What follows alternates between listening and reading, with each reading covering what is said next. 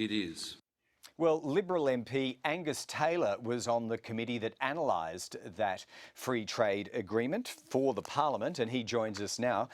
Angus, it reached a harmonious end. Does it really matter now what the unions might do? We're hearing Andrew Robb still continuing to engage them in ideological battle, I suppose, but it's all over, isn't it?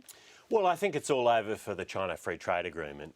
It's going through the Parliament, and that's fantastic news, a great tribute to Andrew Robb. But most importantly, this is just fantastic for Australian primary producers, service providers, anyone who exports or plans to export into China. And for consumers, they'll see cheaper, lower costs for Chinese goods. So that's the important thing here. The unions may continue to campaign on this, I don't know, but getting the free trade agreement through is just fantastic for this country. And the way in which Labor finally came on board, do you think it was always a given that they would sign up?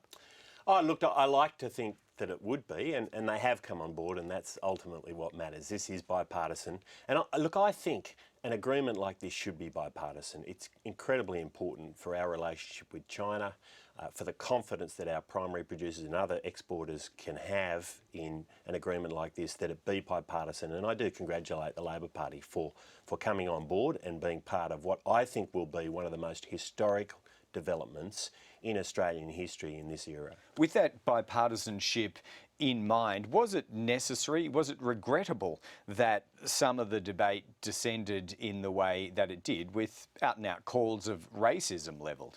Look, I think it was unfortunate that that a lot of the debate was not based on fact. I mean, the truth of the matter is, I think everyone agrees that Australian workers must come first. We've got to have safeguards in place. Really, the only debate here was about the nature of those safeguards, and we felt that the Migration Act provided those.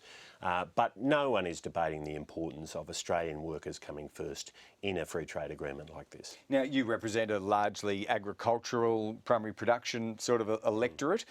What types of benefits and to what constituents do you think are going to flow early next year? Well, it means a lot. You know, I've said for many, many years that as the dollar came down and we got towards the end of the mining boom, there would be a moment for agriculture which is up for grabs.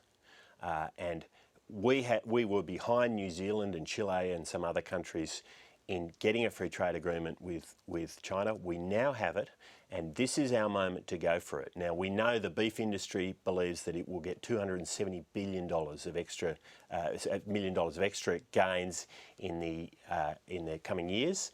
We know that in dairy, in macadamia nuts, in cherries, there are huge opportunities. The critical thing now is to knock down the non-tariff barriers and to build those relationships, and I'm very confident that we'll do that. All right, looking